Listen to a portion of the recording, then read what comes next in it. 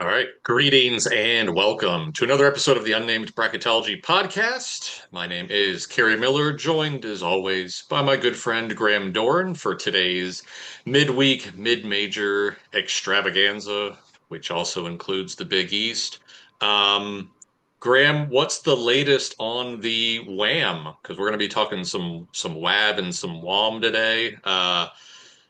You sent me a GIF today of the meme of Leonardo DiCaprio pointing at Texas has a positive wins above bubble now. I mean, we're not really touching on Texas today, but uh, do you have another Wham graphic coming for us in the next day or so? Yeah, I should, but looked at it today. We got some teams that are just above. Texas A&M's in good shape. St. Louis is above there. Like, if you're above that line, you're really, I mean, it's almost a guarantee at this point. I can't say that's a guarantee unless I've already actually locked you, but I mean, goodness, if you're a team like SLU, it's almost impossible to miss the field at this point. That feels like a reverse jinx. You're just wanting SLU to suffer a bunch of bad losses because most of the teams that were above whatever 1.75 last year were all major conference teams who couldn't possibly lose to the St. Bonaventures and Fordhams of the world. I think you're trying to put a hex on the Billikens here. What's the matter with you? It would take a slew of bad losses, and they're not going to take. Oh, But they're there he not going to take. is. I had somebody on Twitter today that was like, "Well, what if St. Louis loses 7 games to the A10?" And I'm like, "They're not losing." Have you watched St. Louis? They're not losing. They could lose, and knock on wood, they could lose Avila. They wouldn't lose 7 games to the A10 like this. Let's talk the world of realistic here. St. Louis is almost there. They're nearly across the finish line to the NCAA tournament. On that note, we dive into our old spreadsheet and we will go pretty quickly through the Big East. I bunched the West Coast Conference and Big East together just for spacing purposes, made sense. Big East, we know we all have UConn as whether it's our third or fourth one seed, they're on that top line. Big game coming up on Friday against St. John's, both those teams comfortably in. We do have a pretty big game tonight. I believe it's at Seton Hall. Yes, Villanova at Seton Hall. I think or no, it's at Villanova. Even worse for Seton Hall. But I think if Villanova wins that game, they're a lock, and Seton Hall's probably dead. It gets interesting if the Pirates win that for both of those teams. But aside from that, there's really not much worth hitting on in the Big East, do you think? I mean, this sums it up completely. Like, would I say that Villanova's a lock? No, but they'd be in like St. John's territory where it's only a matter of a week or two before I'm comfortable saying it. Yeah. Let's hit on the West Coast Conference real quick. In particular, Santa Clara, who I feel like we're all like trying to justify putting the Broncos in the field, but we can't get there. And every time I look at their resume, I'm like, why is this the mid-major that we're trying to get across the finish line? Because they have that terrible home loss to Loyola Chicago. They don't have a marquee win. I don't know what their wins above bubble is, but I think it's around 53, somewhere like that. Is it just a testament to how awful the bubble is right now that we're talking Santa Clara? I think it's a testament to how awful the bubble is. I also think I just disagree with most bracketologists. I know a lot have Santa Clara in.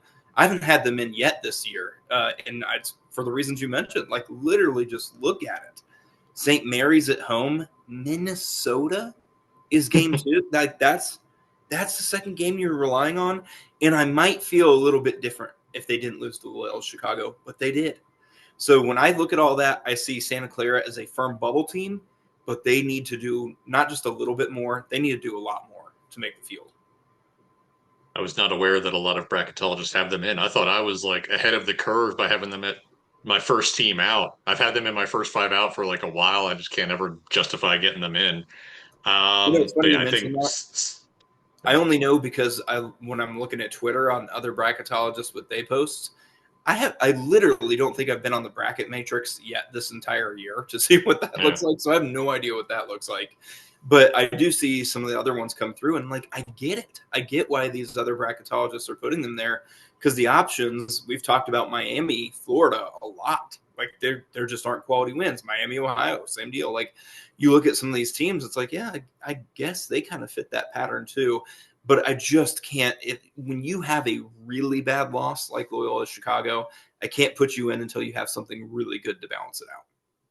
Yeah, I'm the same way. I see a lot of people have like Ohio State in their last four in. And I'm just like, wait, really? Who do you have out that I have in? If you have Ohio State in and I have them out, it's like always that fun game. But yeah, I never really checked the matrix either. But I think Santa Clara is in like the same boat as St. Mary's, but even a lower uh buoyancy boat. Like they have to beat Gonzaga to get in. I think St. Mary's probably definitely should beat Gonzaga, but there might be a case for the Gales without that. But I can't see the Broncos without, an upper echelon victory. Let's slide down here to the rest of the mid majors. I forgot to ask you where you have Miami, Ohio. I just left a blank here. I assume you're somewhere around 35, 36, but um Yeah, I have them over there at 38th overall right now. 38. But boom, there it is. All right. As you mentioned, SLU earlier had that slow start last night against Davidson, but came back, ended up going on like a 16-0 run, as only SLU can do. And now it feels like they're a lock. If they weren't in the A10 and liable to theoretically pick up a bunch of bad losses, they would be a lock at this point. Nobody else in this tier is, though. I don't think. Like Utah State is the only Mountain West team that doesn't have a particularly bad loss on its resume. I forget who their quad three home against UNLV. That's not terrible. It's not good. Um, but all those Mountain West teams took a bad loss early on. I was looking for an article for today that by November 18th, San Diego State had lost to Troy. New Mexico lost to New Mexico State. Boise State obviously lost to your buddies at Hawaii Pacific. Nevada lost. What was Nevada's terrible loss? I don't remember. But all five of the other teams in the conversation, Grand Canyon had a home loss to Youngstown State. Like but within the first 2 weeks of the season, they had all killed themselves, and you're seeing the ramifications of it. That the Mountain West legitimately could be a one bid league. I know we've talked about that pretty much every time we've done a mid major conversation, but where are you at now in the Mountain West if we set the over under? I think two exactly is Yeah. probably what I would go with. I do have New Mexico somewhat comfortably in right now, but they got a big game. If they go to Utah State and win, that changes everything. But especially tonight, if they beat Utah State, that will really put them on pretty solid ground. So I think it's one of those where you beat Utah State at home, you stay in the field for now. You win at Utah State later on, it's a no-brainer, and it's Utah State that starts to worry. So I think New Mexico, I would be feeling pretty good if I were them, if I beat Utah State tonight, but I really don't think they can clinch it without beating Utah State again on the road. San Diego State is another one of those teams very similar to Santa Clara, where every time I look at the resume, I'm still like, yeah, I get why people have men. I'm not seeing it. Like, I need to see something. And at least with New Mexico, I can see that. I don't really see it with San Diego State. With Nevada, it was a home loss to UC Davis. That's a quad four, so another just horrible misstep early in the year. Where was I going to go from here? Miami, Ohio. Do we want to say anything on them? I don't think they're. I mean, they got a nice win at Buffalo last night. Of course, it came right down to the wire, as every one of their games does. I mean, I'm slowly starting to be willing to believe maybe they can get in with one regular season loss and a conference tournament loss, but I still think it's a tough road to hoe.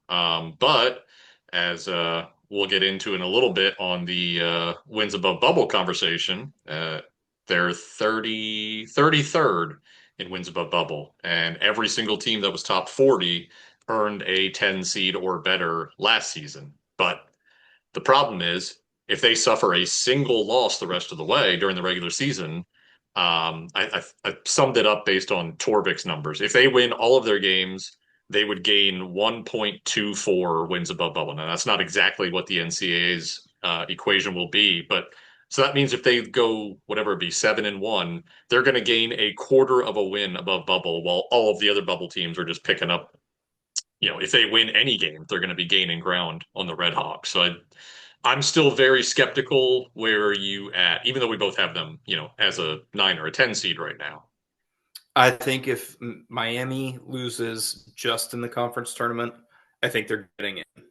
Yeah. If they lose one before that, ooh, it's going to be close, and it might matter how far Miami goes in the conference tournament.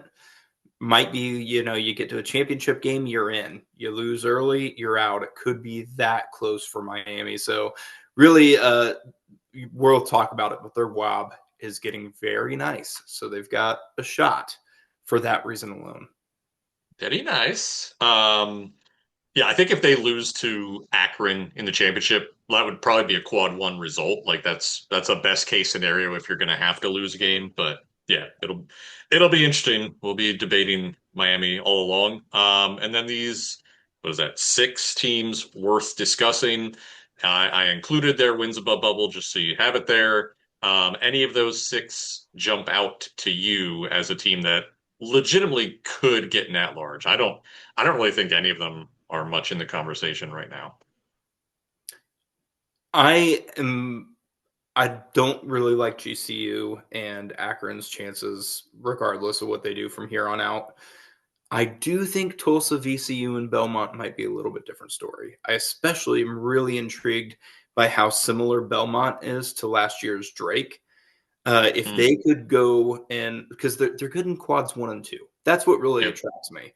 So yeah, they've got 3 losses outside of quads 1 and 2, but you look at what they've done there. None of those wins really stand out. But if they can get to Arch Madness without taking another loss, I think Belmont's going to be right there. Whether they get in or not will probably depend on the rest of the bubble.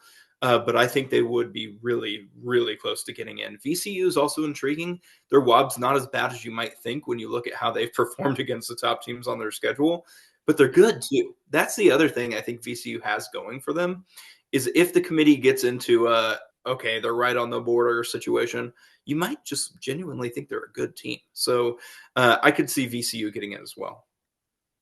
VCU only has one loss outside of quad one. I'm trying to look up what that was. Was that home against New Mexico?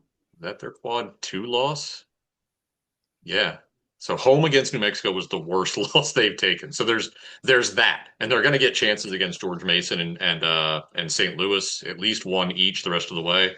I would agree. If any of them is going to make a run, it's probably VCU. To your point on Belmont, they are 3-0 against Quad Two. Road wins over UC Irvine, Northern Iowa, and Southern Illinois. Again, nothing special, but road wins are road wins.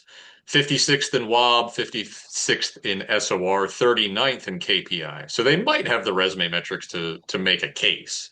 But hopefully they just go ahead and win Arch Madness and end that. And then you wanted to talk about this little graphic that I put together earlier today because Dave Warlock, the NCAA committee guy. I don't even know what his official is. He's the media coordinator. Um, Retweeted something of mine today from a couple days ago comparing Florida and NC State. And I was saying, can't just focus on the quad based records. Great. And then he was also saying, I wish that on broadcast they would talk more about wins above bubble. Like, oh boy. We definitely need to be focusing more on wins above bubble. And I've been making fun of you because you're focusing so much on wins above bubble. And I mean, it was probably 2 days ago. I jokingly said that wins above bubble is just RPI in a fancy new dress. And I think that with what these numbers I dug up show, wins above bubble hates the mid majors. And it's not like when the NCAA introduced wins above bubble, it was right after Indiana State got left out of the tournament. And it almost came across as a oh boy, we messed up on that one. Our bad. Let's add this metric that helps teams like Indiana State get in, and then they made a metric that does not help teams like Indiana State get in. I know we have to fixate on wins above bubble because clearly the committee cares about it. Of the top 25 overall teams in WAB last year, 24 of them earned a 6 seed or better. That's all 24 of those 6 seeds or better. I said earlier, 40 out of 40 that got a WAB in the top 40, they were all 10 seeds or better.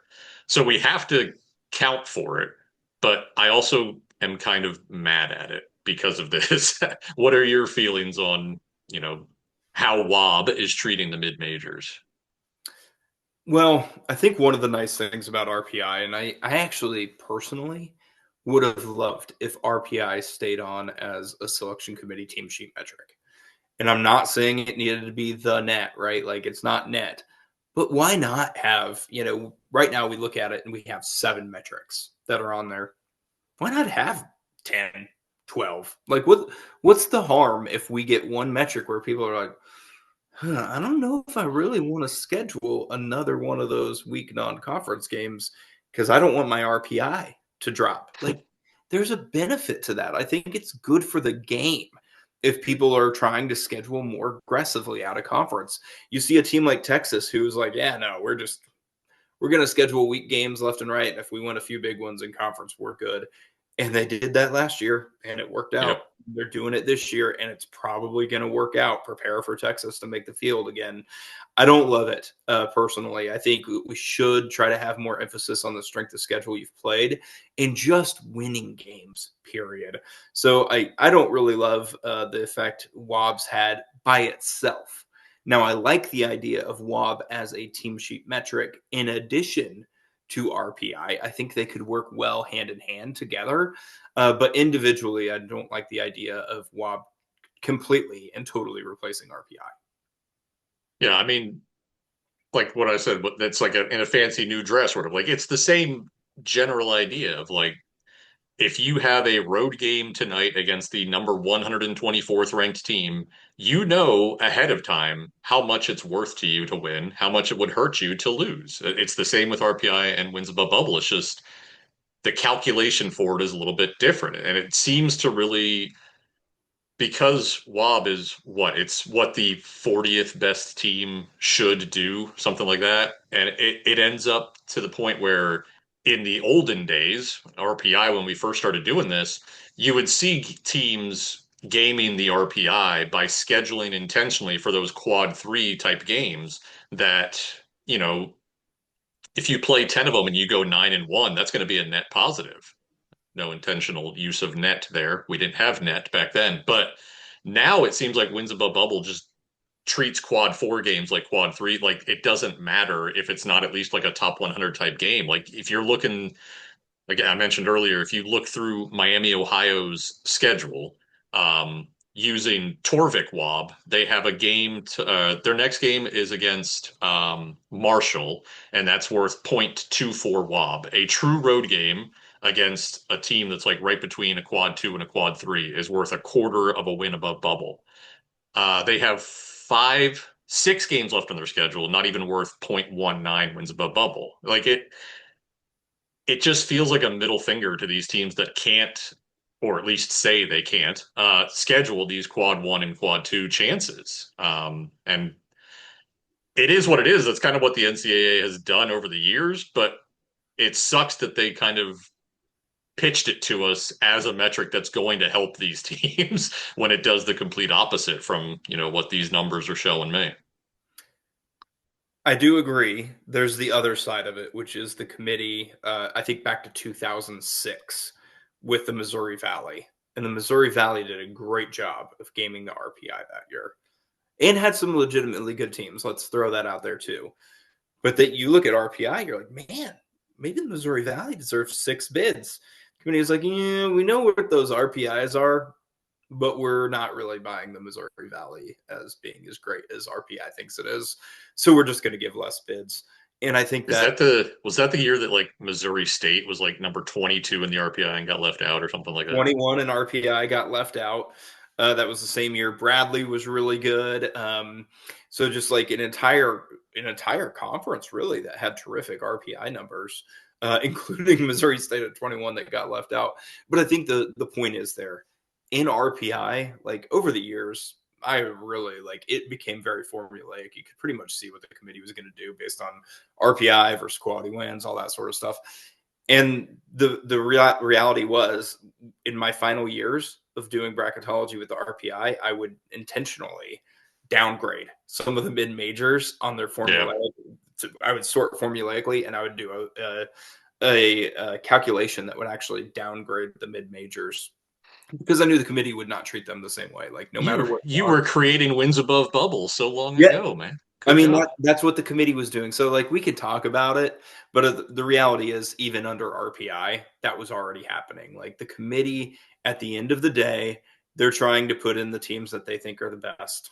And oftentimes that means doesn't really matter what the number says. It matters what they think personally is the right thing to do, which actually brings up a different example from last year. Memphis, if you look at Hmm. their WAB said they should have been like a 7 seed. But the committee was like, no, they did great against these top teams, even though they dropped a couple games outside of quads 1 and 2. We like what they did when they played the best teams on their schedule. Like, there is always that side of things. The committee can just choose to do what they want to do with whatever team. Tim Kruger likes to say, the committee's always right and we're always wrong, right? Like, if that's it, Yep. like, we're the wrong ones. Whatever they did is the right call. We were wrong for getting it wrong. So I think when we look at WAB versus RPI or any other metric, like, yes, it looks bad for the mid majors as far as this calculation. But ultimately, I really think the committee is just trying to put the best teams in. Before we wrap up, I will say in defense of Texas, you said they didn't play anybody. They played Duke, they played Virginia, they played at Connecticut, and they played in the Maui Invitational. So they tried this year. Last year they didn't, but they at least tried this year. I don't know why their RPI is so terrible, probably just because they have 9 losses. But that'll wrap us up for today. And make sure to watch that Villanova Seton Hall game. We already said that's important. I don't even know what else is on the docket today. Hopefully tonight's slate is great because yesterday's was a rare kind of a stinker for a Tuesday. But take care and enjoy the hoops.